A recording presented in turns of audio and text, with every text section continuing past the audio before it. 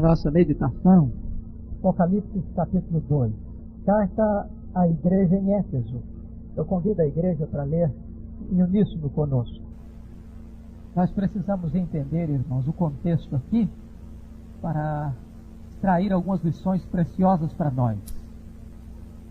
Quando João escreve o livro de Apocalipse, o último livro da Bíblia a ser escrito, aí por volta do ano 96 da era cristã, Domiciano, imperador romano, estava governando. E Domiciano foi chamado pelos historiadores de um segundo Nero, pela sua crueldade, pela sua maldade, pela virulência, pela violência e truculência com que perseguiu os cristãos. Nero, em sua época, por ser um homem insano, louco, desvairado, incendiou a sua própria cidade, assistindo do alto da torre de Mecenas, do Paladino, aquele espetáculo de horror, enquanto tangia sua harpa compondo versos. Ele colocou a culpa nos cristãos e abre contra o povo de Deus uma sangrenta e brutal perseguição. A sua diversão maior era queimar vivos os crentes daquela época, cobrindo-os de piche, amarrando nos postes das ruas, das alamedas, e deitando fogo para que tochas acesas, humanas, pudessem iluminar os seus jardins e as avenidas de Roma. Domiciano não foi diferente na fúria com que perseguiu os cristãos. E o apóstolo João, já idoso nesta época, possivelmente o último apóstolo remanescente, porque todos os outros já haviam sido martirizados, é deportado para a ilha de Patmos, onde se explorava minas de carvão para trabalhos forçados. E ele, naquela ilha, longe da sua igreja, longe dos seus irmãos, extraditado, isolado, recebe a manifestação gloriosa de Jesus Cristo, de uma forma muito sublime, de uma forma muito bonita, revelando a grandeza, a majestade do Filho de Deus. E a Bíblia diz que quando ele teve aquela visão espetacular, estupenda, insólita de Jesus Cristo glorificado, ele caiu como morto. Tamanho fulgor da glória de Deus que refletiu nele. Mas o próprio Senhor o levantou, o ergueu e passa a revelar a ele verdades preciosíssimas, sublimes, daquilo que haveria de acontecer, da grande triunfante vitória da igreja sobre as forças do mal e o triunfo final sobre o diabo, sobre o anticristo, sobre a religião apóstata e sobre todas as forças hostis ao cristianismo. É interessante que quando João escuta aquela voz por trás dele, falando com ele como voz de muitas águas, ele se volta para ver quem com ele falava, e ele não vê Jesus. Ele vê a igreja. Ele vê os 7 candeeiros. Isto tem para nós uma lição muito preciosa, porque na verdade a maneira e o meio de nós vermos Jesus na história é através da igreja. A glória de Deus neste mundo precisa ser vista através da igreja. E desta forma o apóstolo João vê Jesus andando no meio dos candeeiros e conhecendo as igrejas. E os candeeiros, os 7 candeeiros, representavam as 7 igrejas da Ásia Menor. E Jesus está mandando uma mensagem específica, particular, para cada igreja, diagnosticando cada problema, cada necessidade, trazendo para aquelas igrejas uma palavra de despertamento. Hoje, eu gostaria de chamar a atenção dos irmãos para olharmos a mensagem de Jesus a esta primeira igreja, a igreja de Éfeso. A primeira coisa que eu queria observar aí, meus irmãos, é sobre a própria cidade de Éfeso. Éfeso era a capital da Ásia Menor, e era uma cidade rica, opulenta, grande, quase que cosmopolita. Era o centro do culto a Diana. E ali em Éfeso ficava uma das 7 maravilhas do mundo antigo, que era o templo de Diana. Era uma cidade rica no comércio, uma cidade de vasta cultura, e também um viveiro de toda sorte de culto supersticioso e pagão. Havia uma indústria de fabricação de imagens da deusa Diana, que dava grandes lucros para as pessoas, um comércio intenso de material religioso. E Paulo tem o desejo do seu coração de fixar-se naquela cidade, e efetivamente, na sua terceira viagem missionária, ele se fixa nessa cidade durante 3 anos, ensinando, diz ele lá em Atos 20, de dia e de noite, exortando as pessoas de casa em casa com lágrimas, para que eles se firmassem em Cristo Jesus. E ali Paulo então estabelece uma igreja promissora, porque a Bíblia diz que algumas coisas estupendas começam a acontecer nessa cidade, como por exemplo, a obra de Deus foi tão forte em Éfeso, o poder de Deus agiu com tamanho vigor naquela cidade, que a Bíblia diz que as pessoas vinham denunciando publicamente as suas obras.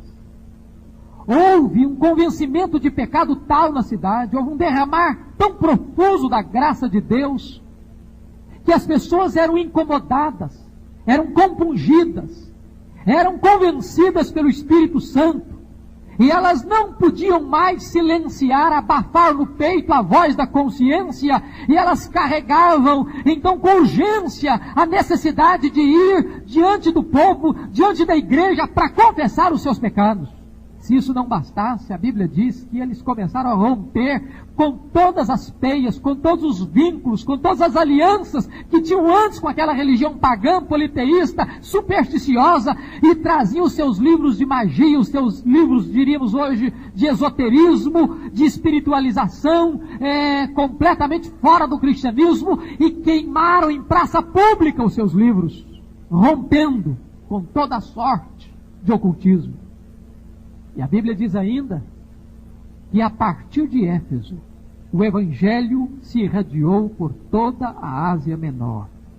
Aquela igreja não ficou intramuros, não experimentou um despertamento apenas interno, doméstico, mas aquela igreja empurrou sua influência para fora dos portões, e o Evangelho teve acesso em toda a Ásia Menor, como consequência do seu ministério de expansão.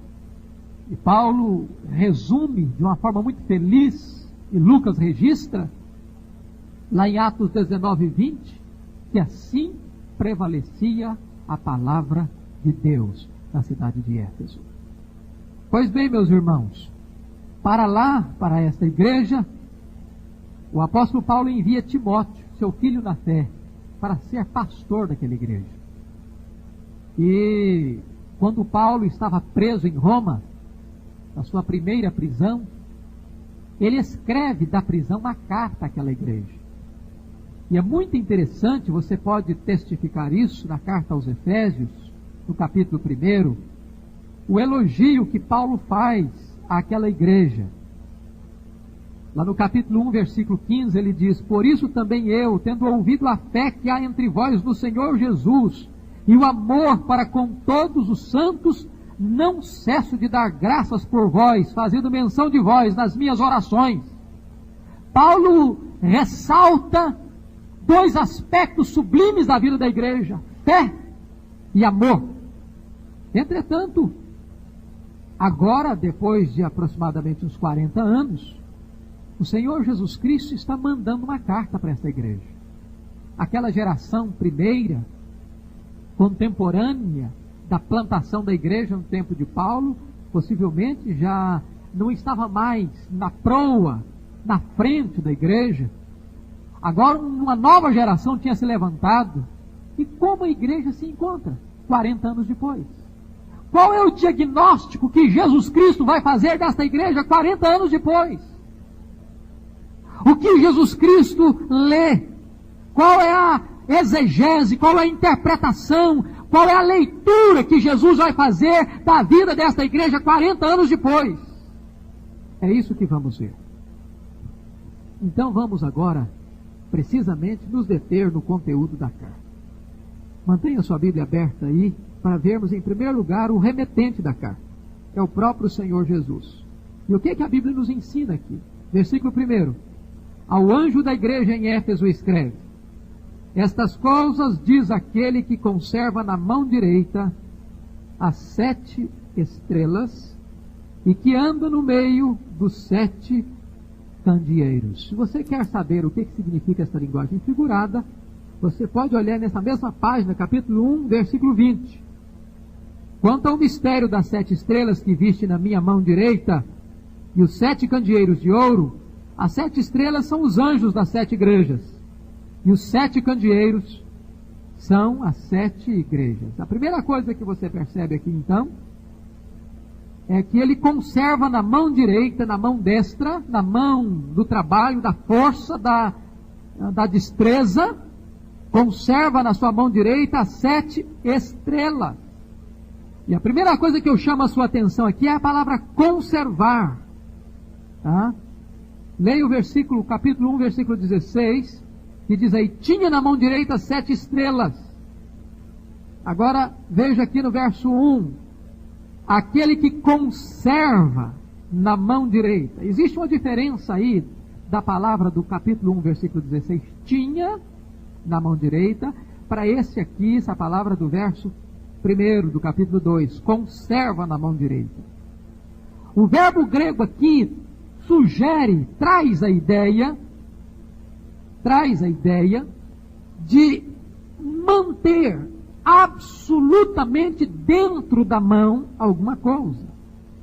Não é apenas segurar, como eu estou segurando este microfone, mas a ideia que nos dá era de como se alguém estivesse segurando uma bola de ping-pong, onde todo este objeto está envolvido pela mão.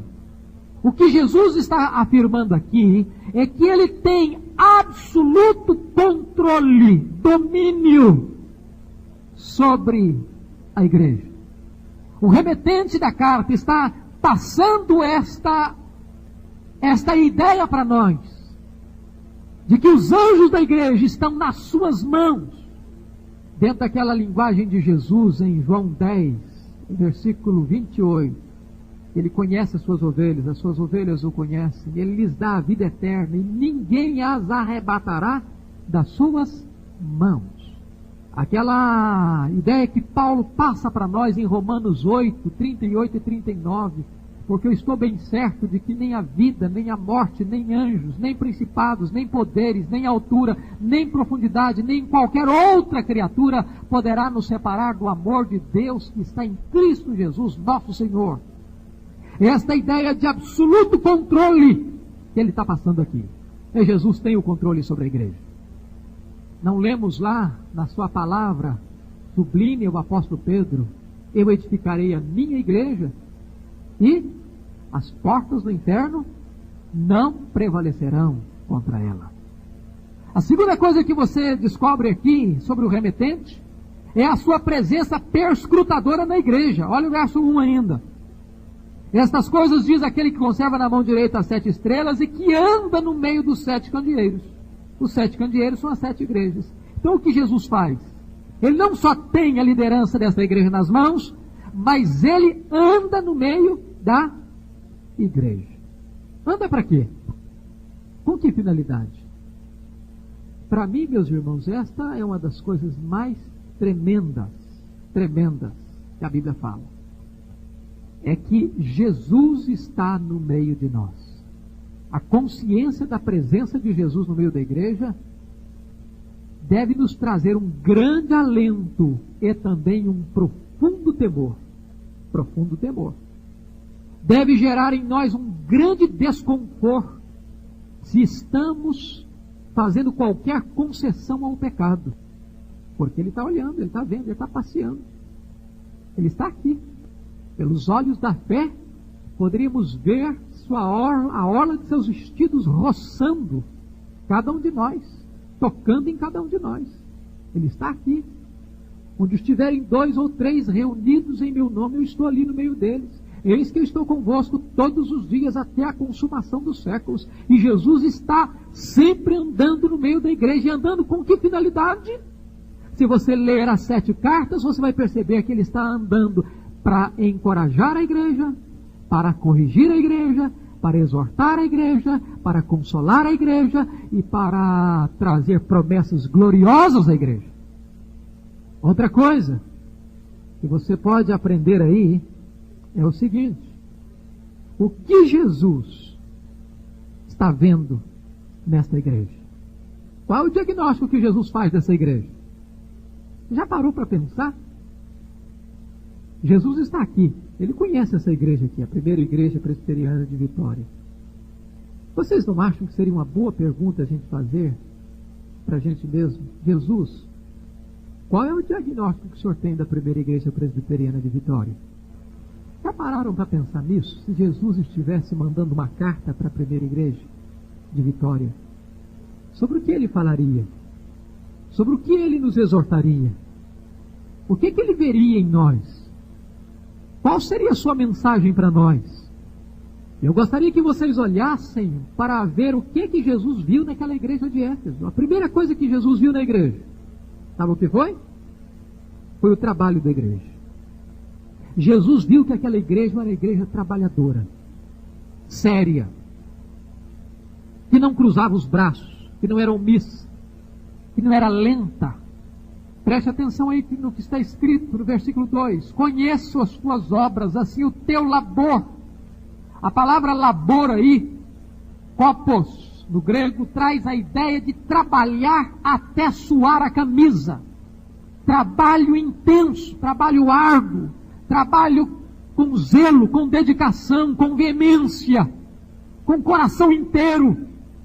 Jesus percebeu que aquela igreja não cruzava os braços, não deixava as coisas por fazer. Será que Jesus poderia dizer o mesmo de nós? Vamos ver o que mais Jesus viu naquela igreja. Segundo lugar, Jesus viu naquela igreja paciência na tribulação. Perceba você aí, versículo 2 ainda. Conheço as tuas obras, assim o teu labor, como a tua perseverança. Versículo 3. E tens perseverança e suportaste provas por causa do meu nome e não te deixaste esmorecer. A palavra perseverança aí, e a tua perseverança, é uma palavra muito interessante no grego. A palavra é a palavra paciência, mas só que não é uma paciência específica. Na língua grega existem 2 palavras distintas para paciência. A palavra macrotimia e a palavra hipomone. A palavra macrotimia é paciência com pessoas. Nós precisamos de paciência para conviver, não precisamos? Todos nós decepcionamos as pessoas e as pessoas nos decepcionam. Não é verdade? Querendo a gente ou não, às vezes até sem saber.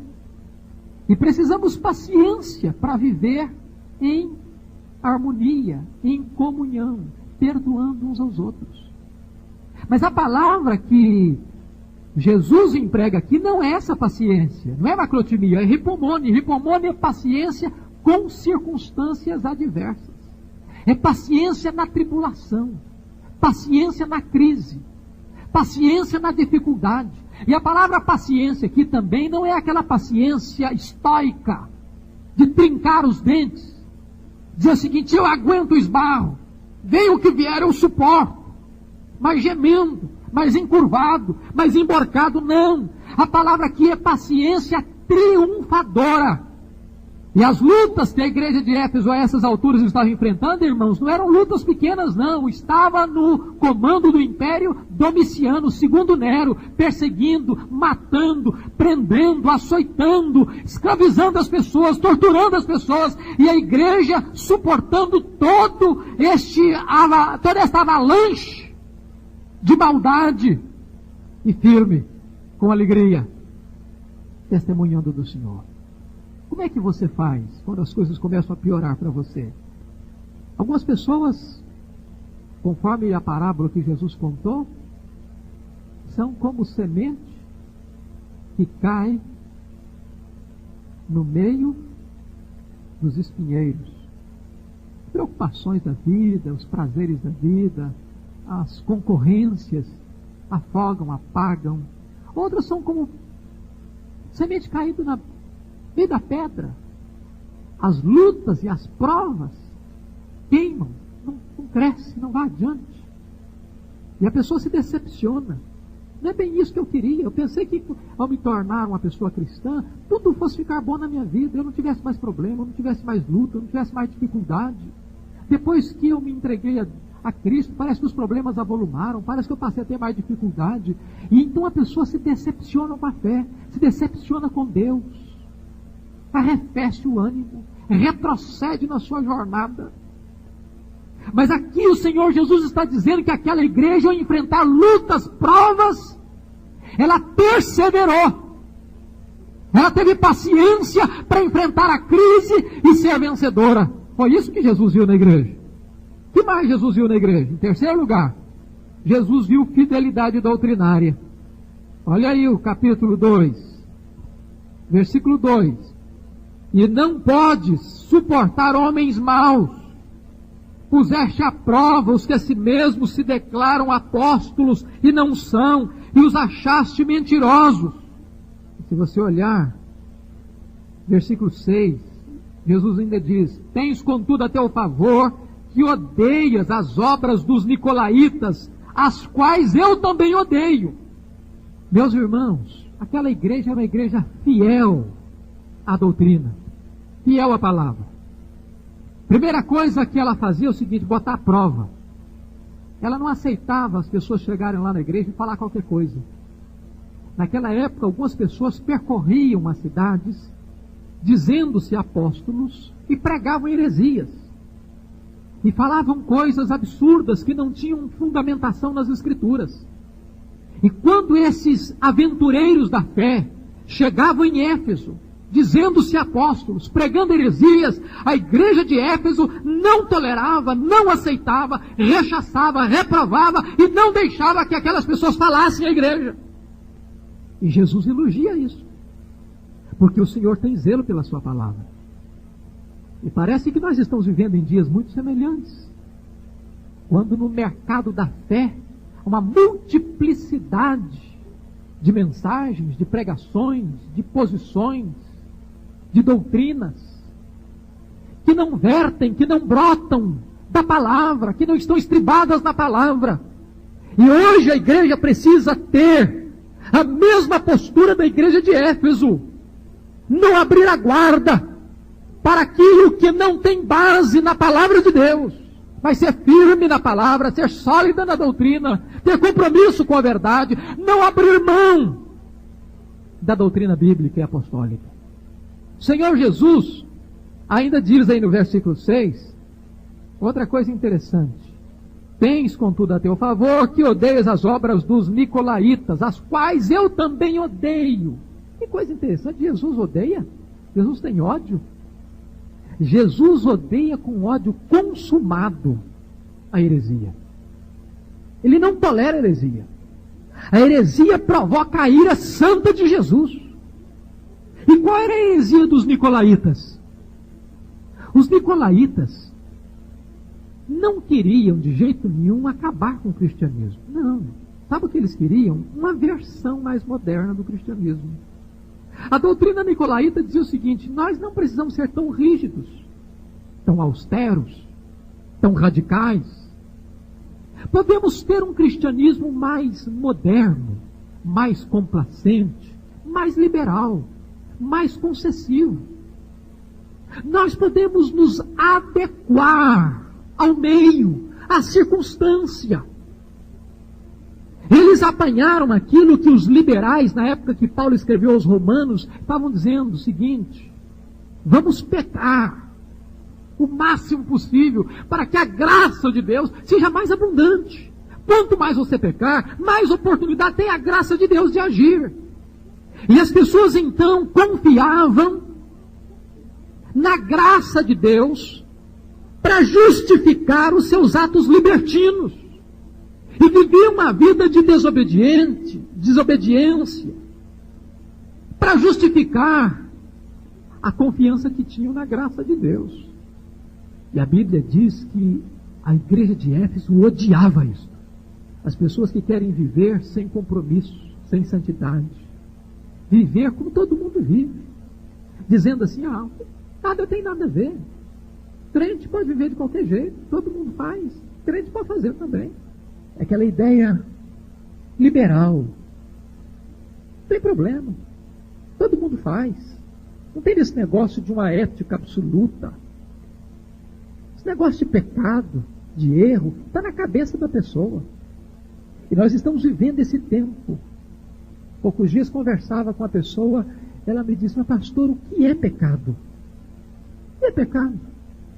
Porque hoje até no meio evangélico, as pessoas dizem, às vezes até pastor, diz para mim o seguinte, se Jesus vivesse hoje, a Bíblia seria outra. Nossos tempos mudaram. A gente tem que ter a cabeça mais aberta. E nós estamos vivendo nesse tempo onde as pessoas criam motivos, razões para justificar o seu comportamento relaxado, lascivo, permissivo, pecaminoso. São as obras dos nicolaítas. E a Bíblia diz que a igreja de Éfeso odiou isso. E Jesus fez questão de registrar. Eu também odeio esse negócio. Eu odeio essa posição na igreja de justificar o pecado. Mas o que Jesus não viu na igreja de Éfeso? Nós já olhamos o que ele viu. Agora, o que ele não viu? O que Jesus não viu na igreja? Olha aí, por gentileza, capítulo 2, versículo 4. Tenho, porém, contra ti que abandonaste o teu primeiro amor. Ser fiel à palavra, ser fiel à Bíblia, ser fiel à doutrina, ser zelosa em não permitir a entrada de heresias no seu meio e ser uma igreja seca, árida. Era isso que estava acontecendo. Às vezes nós podemos correr o grande perigo de transformar o nosso cristianismo numa luta da defesa da verdade sem a prática profunda da piedade cristã. E ser crente passa a ser apenas a defesa intelectual de verdades corretas, bíblicas, mas sem a associação com a vida prática. Foi isso que aconteceu depois da reforma no século XVII. A igreja teve que lutar tanto contra os racionalistas que estavam entrando na igreja, lutou tanto pela defesa da verdade, que se esqueceu do amor, se esqueceu da piedade, e foi preciso existir um movimento na Alemanha, chamado pietismo, para tentar restaurar a piedade da igreja, e partiu para um outro extremo, a piedade sem doutrina. E caiu, bandeou para os lados do misticismo. Precisamos profundamente de firmeza doutrinária, e Jesus elogiou isso, associado com a prática do amor. Amor a quem? Amor a Jesus. Você sabia que é possível ser fiel à doutrina, à Bíblia, à teologia, e fazer tudo isso com a motivação errada? Às vezes nós temos o zelo, sem levar em conta o amor ao Senhor. Por exemplo, deixa eu tentar uma ilustração tosca. É possível uma mulher, poderia ser o homem também, de usar a figura da mulher, porque da igreja como noivo de Cristo. É possível uma mulher ser fiel ao marido, nunca ter traído o marido, e mesmo assim não amá-lo. É possível.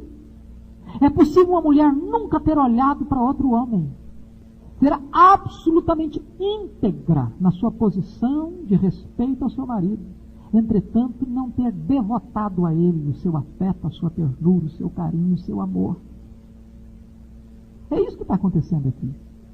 A igreja de Éfeso é fiel, mas não ama o seu amado, não ama o seu marido, não ama o seu noivo, não ama o seu Senhor, abandonou o seu primeiro amor. Quando o Senhor Jesus Cristo foi restaurar o apóstolo Pedro lá no mar da Galileia, antes de convocá-lo para a obra, antes de restaurá-lo para o apostolado, Jesus Cristo fez questão de erguer no coração dele as motivações certas. Pedro, tu me amas? O seu trabalho precisa ser motivado pelo amor. Pois bem, queridos, vamos ver agora, para fechar, as exortações do remetente desta carta à igreja de Éfeso. Tem 3 exortações aí. Primeiro, 3 verbos. Lembra, arrepende-te e volta. Lembra-te. Olha aí. Versículo 5. Lembra-te, pois, de onde caíste. A questão da lembrança aqui trata do tempo. Volta ao passado. Dá uma olhada na sua vida, agora aqui. Faz uma investigaçãozinha rápida aí no seu coração. Não é verdade que muitos de vocês já tiveram muito mais perto de Deus do que estão hoje? Não é verdade que muitos de vocês já tiveram muito mais intimidade com Deus no passado do que estão tendo neste momento? Lembra-te. Põe a sua mente para pensar. Rememora um pouco. Volta o filme aí. Comece a pensar onde foi que você começou a esfriar. Onde foi que você começou a se tornar seco, árido. Pensa nisso. Segunda exortação de Jesus, arrepende-te. Deus quer mudança efetiva e não apenas palavras e promessas de mudança. Quantas vezes a gente diz para Deus, eu vou fazer, eu vou acontecer, eu vou melhorar, eu vou, e fica apenas na promessa. Arrependimento é algo prático, objetivo, concreto, mudança de posição. E Jesus disse, em terceiro lugar, volta à prática das primeiras obras. Por que Jesus disse isso? Porque às vezes nós corremos o risco de, ao fazer um exame na nossa vida, ficarmos desencorajados, desestimulados, para baixo, desanimado. E Jesus quer que você faça um diagnóstico, não para você ficar desesperado, mas para você voltar à prática das primeiras obras. Para você caminhar na direção da restauração. Para você tomar posse daquela plenitude de vida que você já teve no seu primeiro amor. Agora tem uma ameaça aí. Preste atenção na ameaça. E se não, versículo 5, venho a ti e moverei do seu lugar o teu candeeiro, caso não te arrependas. Ele está dizendo que se houver arrependimento, tem restauração, mas se não houver arrependimento, não tem cura, não tem saída. E que, pelo que nos consta a história, a igreja de Éfeso foi banida. Acabou. Acabou. Porque não ouviu em tempo oportuno essa palavra de Jesus. Agora, para nós, irmãos, tem uma palavra, finalmente, uma promessa do remetente. Qual é a promessa? Ao vencedor, versículo 7. Quem tem ouvidos, ouça o que o Espírito diz às igrejas. Ao vencedor, dar-lhe-ei que se alimente da árvore da vida que se encontra no paraíso de Deus. E foi exatamente a árvore do madeiro que nos possibilitou ter acesso à árvore da vida. E a árvore da vida nada mais é do que a própria vida eterna. Lá no Éden não tínhamos acesso, mas agora temos livre acesso à vida eterna, ao céu, à presença de Deus. E ele está dizendo que quem vencer vai para o céu, vai ter posse da vida eterna, vai entrar na glória, vai ser vencedor. E eu quero terminar agora fazendo essa pergunta. Que tipo de carta Jesus mandaria para a primeira igreja presbiteriana de Vitória?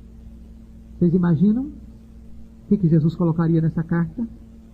Mas não vamos deixar no coletivo, vamos particularizar. Que diagnóstico Jesus faria hoje da sua vida? Ele está aqui. Ele está andando no meio dos candeeiros. O que ele está vendo na sua vida?